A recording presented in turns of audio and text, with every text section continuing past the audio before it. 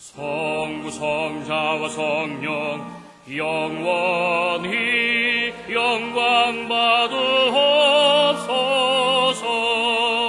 대처로 지금까지 또 길이 영원 무궁 영광 아멘 아멘.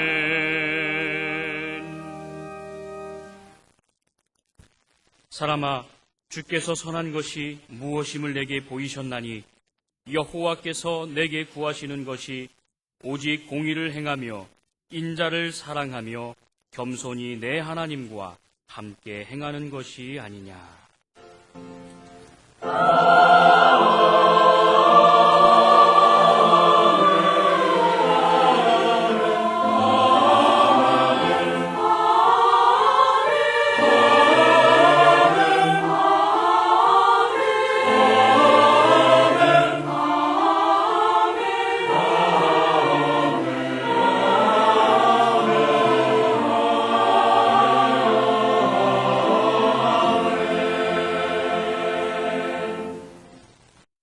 이 시간 하나님께서 우리에게 주시는 구약의 말씀은 신명기 8장 1절로부터 3절까지입니다.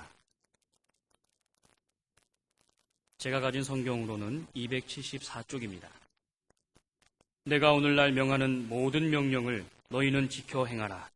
그리하면 너희가 살고 번성하고 여호와께서 너희의 열조에게 맹세하신 땅에 들어가서 그것을 얻으리라. 내 하나님 여호와께서 이 40년 동안에 너로 광야의 길을 걷게 하신 것을 기억하라. 이는 너를 낮추시며 너를 시험하사 내 마음이 어떠한지 그 명령을 지키는지 아니 지키는지 알려 하심이라. 너를 낮추시며 너로 줄이게 하시며 또 너도 알지 못하며 내 열조도 알지 못하던 만나를 내게 먹이신 것은 사람이 떡으로만 사는 것이 아니요 여호와의 입에서 나오는 모든 말씀으로 사는 줄을 너로 알게 하려 하심이니라. 아멘.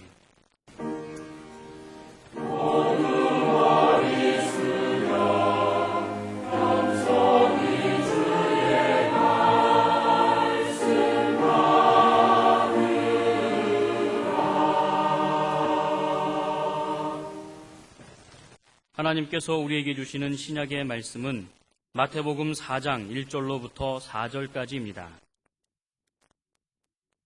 제가 가진 성경으로는 3쪽입니다.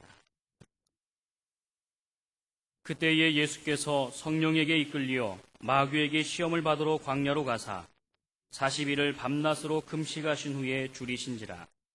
시험하는 자가 예수께 나와서 가로되 내가 만일 하나님의 아들이거든 명하여 이 돌들이 떡덩이가 되게 하라. 예수께서 대답하여 가라사대 기록되었으되 사람이 떡으로만 살 것이 아니요 하나님의 입으로 나오는 모든 말씀으로 살 것이라 하였느니라 하시니. 아멘. 오늘의 신약 본문 1, 2절 말씀을 다시 보시면 그때 예수께서 성령에게 이끌리어 마귀에게 시험을 받으러 광야로 가사 40일을 밤낮으로 금식하신 후에 줄이신지라. 예수께서 세례받으신 후 공생애로 들어가시는 마지막 준비 과정이었습니다.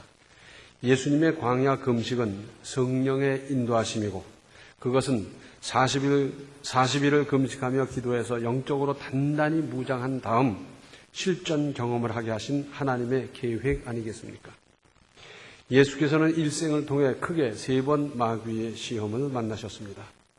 첫 번째는 태어나실 때 메시아가 선지자가 나타난다더라. 그래서 태어난 아기들을 몽땅 죽이라 그랬어요.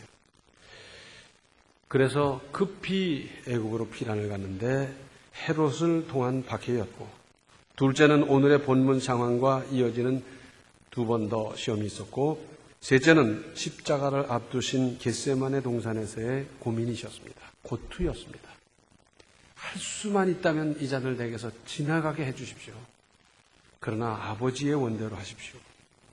그리고 주님은 그때마다 마귀를 이기고 극복하셨고 그래서 구속의 위대한 역사를 이루셨습니다. 에덴 동산에서 첫사람 아담을 먹는 것으로 유혹한 마귀는 둘째 아담이신 예수님도 먹는 문제부터 들고 나와서 시험하는 겁니다. 극한의 상황이고 가장 절실할 때 마귀가 찾아와서 부드럽고도 친절하게 속삭입니다. 얼마든지 사용할 수 있는 도구를 가지고 있지 않느냐? 네가 하나님의 아들이 아니냐? 무슨 대단한 노력이 필요한 것도 아니고 여러 날 힘써 할 것도 없이 그저 손만 까딱하면 얼마든지 문제를 해결할 수 있지 않느냐? 오래 금식했을 때의 식욕이란 상상하기 힘들 만큼 절실한 필요가 아닐 수 없습니다. 또 먹는 문제란 인간에게 있어서 가장 기본적이면서도 빠뜨릴래야 빠뜨릴 수 없이 요긴한 일입니다. 이것은 과학이 아무리 발달해도 경제가 아무리 발전해도 중요한 본능으로 남아 있습니다.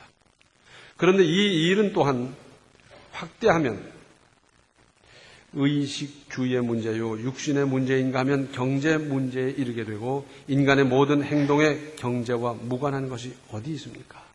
크고 작고 간에 인간의 모든 문제는 여기에 연결되어 있다고 해도 과언이 아닙니다. 어디를 가려면 차비가 들지요.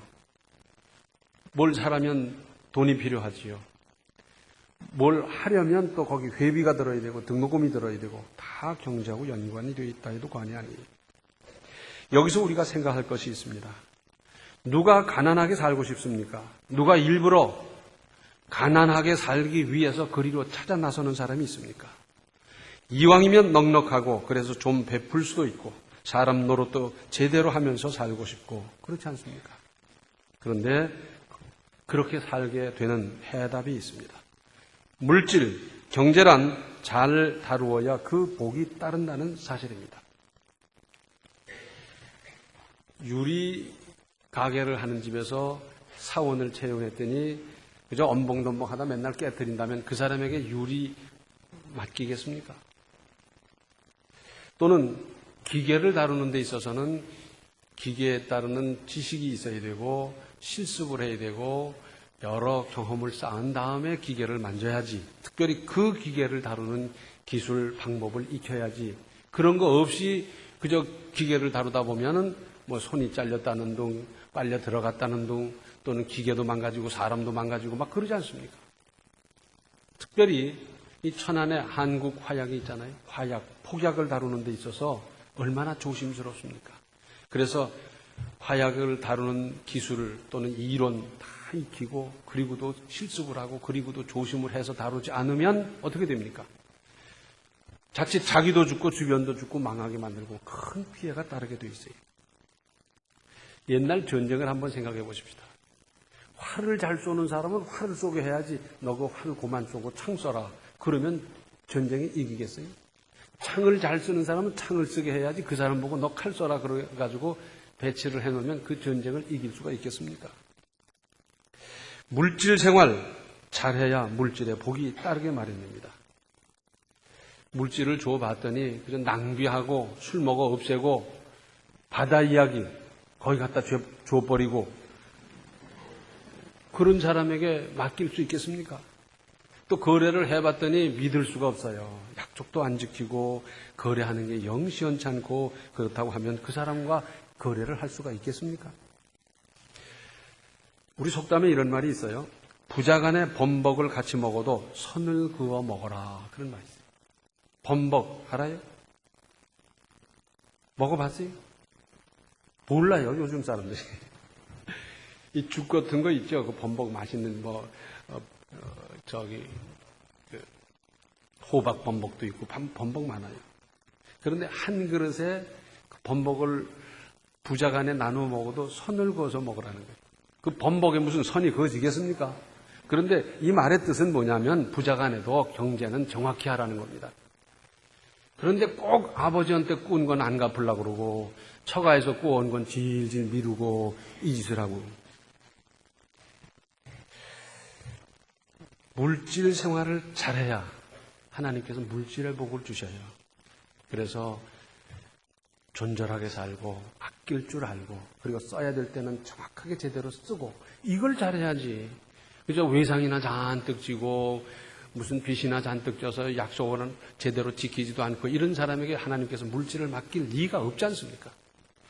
아유, 저는 지금부터 그거 어떻게 하겠습니까? 전 못하는데요. 그래서 주머니에 돈만 있으면 참지를 못하고 그냥 써야 됩니다. 공금이건 뭐가 됐든지 막 그런다면 되겠습니까? 지금부터라도 생각을 바꾸고 자세를 바꾸세요. 그래서 가계부도 쓰고 그리고 먹는 것도 입는 것도 줄이고 그래가면서 절제하며 살고 제대로 쓰는 훈련이 돼야 하나님께서 맡기지 않겠습니까? 이것은 우리뿐만 아니라 우리 자녀들에게 분명히 가르쳐 놔야지 낭비하면 반드시 망합니다. 낭비하고 부자 된 사람은 세상에 단 한 사람도 없는데 왜 낭비를 방임하고 있는지 모르겠어요. 그런데 구약 본문 1절을 보시면 내가 오늘날 명하는 모든 명령을 너희는 지켜 행하라. 그리하면 너희가 살고 번성하고 여호와께서 너희의 열조에게 맹세하신 땅에 들어가서 그것을 얻으리라. 이것이 하나님의 뜻입니다. 그래서 잘 살고 행복하고 믿음으로 살고 하나님께서 주시려는 모든 복도 받아 누리고 절대자 완전하신 분 하나님께서는 10가지 재앙으로 자기 백성을 해방시키시고 그리고 거기 그냥 살아서는 안 되겠기에 홍해를 육지같이 건너게 하시고 새로운 곳에 가서 복되게 살게 하시려는 하나님의 깊으신 뜻이 있습니다. 우리가 큰 은혜로 세례를 받았습니까? 그러면 우리도 이사 가야 합니까?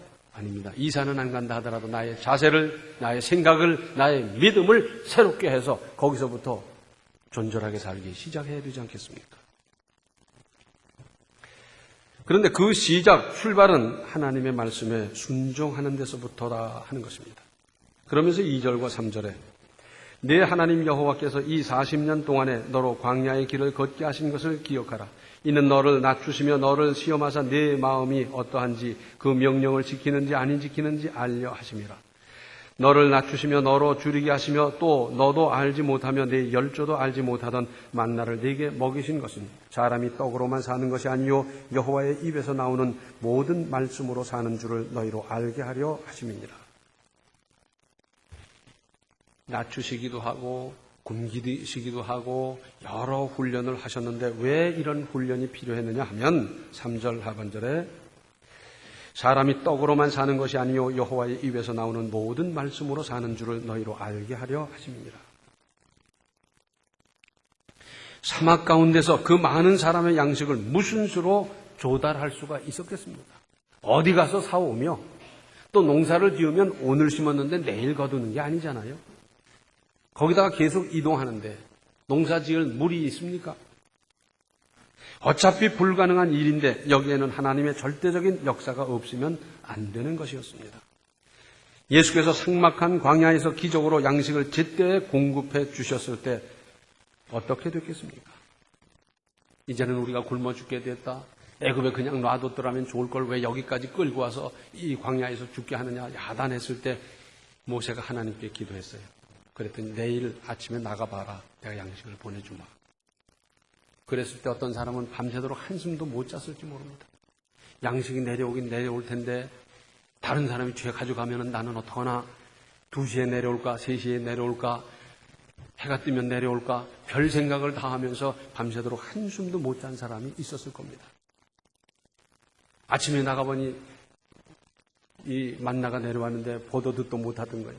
그래서 있는 대로 가지고 가서 이걸 어떻게 먹을까 생각다가 어떤 집에서는 빵을 해서 먹고요. 어떤 집에서는 찌개를 해서 먹고요. 구워서 먹고 볶아서 먹고 막 잔뜩 먹고는 그 다음에 텐트 바깥으로 나와서 그랬을 거예요.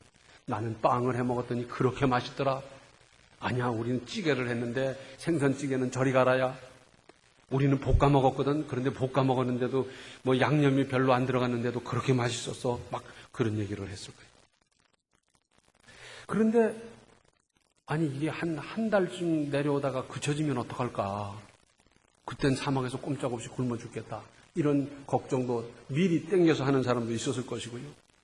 그런데 하나님께서 정확하게 만나를 보내주셨어요.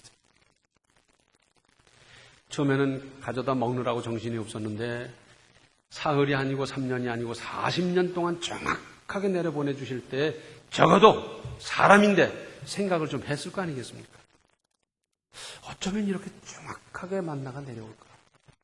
아무리 먹어도 물리지도 않고. 참 미안한데. 야, 하나님 대단한 분. 하나님께서 기적적으로 이렇게 내려주셨는데, 맞다. 하나님의 절대적인 은혜다. 하나님께서 어떻게 이런 기적까지 행하시면서 이 백성들을 사랑하시고 인도하실까? 그러면서 하나님의 기대는 뭡니까? 사람이 떡으로만 사는 것이 아니요 여호와의 입에서 나오는 모든 말씀으로 사는 줄을 너희로 알게 하려 하심이니라. 맞아. 이 만나가 사람을 살리는 것이기보다는 만나를 주신 하나님, 하나님의 뜻, 하나님의 말씀대로 사는 것이 바로 사는 거다. 이걸 깨닫기를 기대하셨습니다. 또 마태복음 10장 28절을 보면 몸은 죽여도 영혼은 능히 죽이지 못하는 자들을 두려워하지 말고 오직 몸과 영혼을 능히 지옥에 멸하시는 자를 두려워하라. 사람들은 세상의 권력에, 세상의 힘에, 세상의 파워에 겁을 내고 있는데 사실은 그건 아무것도 아니라는 겁니다. 인간의 근본적인 존재의 근본, 그 영까지를 멸망시키는 그분 하나님을 두려워해야지 백성을, 사람을 두려워할 일이 아니라는 것입니다. 그렇습니다. 사람은 떡, 곧 양식이 있어야 살지만 오늘날 우리는 이 문제를 어느 정도 해결했습니다. 그렇지 않더라도 양식보다 하나님의 말씀을 우선적으로 살아야 하는데 이제는 양식을 해결했으니 하나님의 말씀에 더욱 순종하며 실천할 일 아니겠습니까? 성경 말씀 쭉 써 있어요. 우리가 읽어요. 그런데 이것은 그야말로 이야기책이 아닙니다. 하나님의 말씀은 능력입니다. 하나님의 말씀은 은혜입니다. 그래서 예수께서도 마귀와 더불어 다툴 때 어떻게 하셨어요? 주머니 칼을 꺼내서 휘둘렀습니까? 아니면 병력같이 소리를 질렀습니까? 아닙니다. 40일 금식한 분이 무슨 목소리도 조금 했을 거예요. 뭐라고 그랬어요? 사람이 떡으로만 살 것이 아니요 하나님의 입으로 나오는 모든 말씀으로 살 것이라. 조용히 이 말씀하셨는데 거기에 능력이 따라서 마귀는 쫓겨가고 말았습니다. 말씀으로 이기셨습니다. 또 요한복음 4장을 보면 예수께서 수가성에서 어떤 여자와 더불어 대화하는 장면이 나와요. 제자들은 양식을 구하러 마을로 갔고 여자는 낮에 무슨 물길로 오는 사람도 없는데 사람이 눈을 피해서 나왔다가 예수님을 만나고 대화를 하다가 이분이 메시아구나. 메시아라는 것을 확실하게 발견하고는 그리고는 동네에 들어가서 내가 메시아를 만났다. 여러분 같이 가서 메시아를 만나보자. 그 말씀을 들어보자. 막 그러는 사이에 제자들이 양식을 사러 갔다 돌아왔어요. 요한복음 4장 31절로 34절에는 이런 말씀이 있습니다. 그 사이에 제자들이 청하여 가로되 랍비여 잡수소서 가라사대 내게는 너희가 알지 못하는 먹을 양식이 있느니라. 제자들이 서로 말하되 누가 잡수실 것을 갖다 드렸는가 한데 예수께서 이르시되 나의 양식은 나를 보내신 이의 뜻을 행하며 그의 일을 온전히 이루는 이것이니라. 주님의 양식은 최고로 좋은 것은 뭐냐면 하나님의 뜻을 행하는 것이고 하나님의 뜻을 이 땅에 온전히 확실하게 이루는 거다. 그 말씀입니다. 이게 제대로 믿는 길이요. 제대로 양식을 소유한 사람의 길입니다. 다른 문제는 예수께서 마귀의 속삭임을 들으시면서 조금도 흔들리거나 주저하지 않으셨다는 사실을 명심할 일입니다. 가만히 있어. 내가 좀 생각 좀 해볼게. 내가 우리 누구하고 의논을 하고 나서 알려줄게. 사흘 후에 이러질 않으셨어요. 마귀는 속삭입니다. 그 빡빡한 소신을 조금만 굽히면 이러저러한 좋은 일이 있을 텐데 잠시 눈만 감아주면 이러이러한 혜택을 주겠다. 조금만 이렇게 하면 될 텐데 뭘 그렇게 빡빡하게 사나 그러면서 속삭입니다. 지금까지 그쪽은 보지도 않았어요. 듣지도 않았어요. 그렇게 행한다는 건 생각도 안 했더랬는데 그 말을 듣고 그쪽을 가만히 봤더니 먹음직도 하고 보함직도 하고 지혜롭게 할 만큼 탐스럽게도 보이는 겁니다. 오늘날의 말로 바꿔보면 그런 쪽으로 바라보면서 내 사정을 살펴봤더니 급히 써야 할 것도 있고 서둘러 해야 할 일도 있고 꼭 필요한 금액이 절실한 겁니다. 그전 같았더라면 그런 생각도 하지 아니하고 내가 하루에 2끼를 먹을 망정 나는 이렇게 바르게 아름답게 믿음으로 산다 그랬는데 그쪽으로 눈을 돌리고 보니까 이것저것 보이는 겁니다. 거기다가 그렇게 하는 것은 숨길 수도 있다는 겁니다. 이럴 때 우리가 슬그머니 한 발, 두 발 끌려들길 수 있고요. 거기다가 그분이 와서 하는 말인데 체면 때문에 내가 어떻게 박절하게 할 수 있나? 안면이 두터운데 딱 잘라 말할 수가 있나? 그렇게 대할 수 없는 사이인데 그런 생각이 들어요. 아닙니다. 빨리 돌이켜야 합니다. 그러다가 그렇게 한 발짝씩 끌려가다가는 그 길은 죽는 길, 파멸의 길입니다. 여기에 단호한 용기, 과단성이 빨리 작용하도록 할 일입니다. 이 과단성이라는 참 재미난 말이, 이것은 사과가 있는데 단칼에 쩍 쪼개져서 시원하게 잘라지는 이 상태를 말하는 거예요.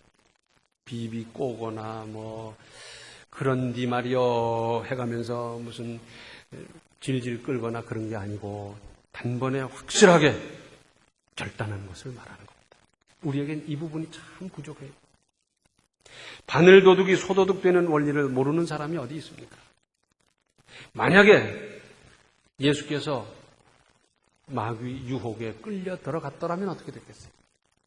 그 돌을 빵이 되게 만들고 또 주스를 만들어서 그저 우선 급한 허기를 메우고 그리고 내가 딴 일을 하겠다라고 했더라면 예수님은 마귀의 밥이 되고 말았을 거예요. 물론 그런 일이 있을 수도 없지만 그런데 우리에게는 이런 유혹 여기에 진 경우가 얼마나 많습니까? 한 번 넘어가면 그 다음부터는 종이 되는 겁니다. 아무도 모르는 것 같았고 딱 한 번 한다고 그랬는데 그 다음에 마귀가 찾아와서 뭐라는 줄 압니까? 너 그거 했잖아. 그랬잖아. 그리고는 더 크고 고약한 문제를 들고 나옵니다. 그리고는 폭로한다 그러고요.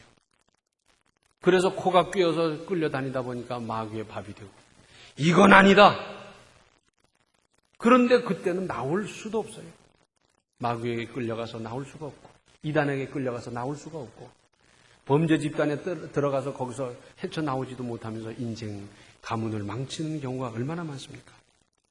여기서 우리는 기준에 대해서 생각하십시다. 인생을 살아가면서 무엇을 기준으로 살며 어디에 기준을 세우겠습니까? 우리가 학교 다닐 때 또는 군대에서 많은 사람 집합할 때 뭐라 그럽니까? 기준. 그리고 거기서 그 사람을 기준으로 뭐 3열 종대를 쓰든지 5열 횡대를 하든지 좌우간 거기서부터 시작되는 거 아니에요?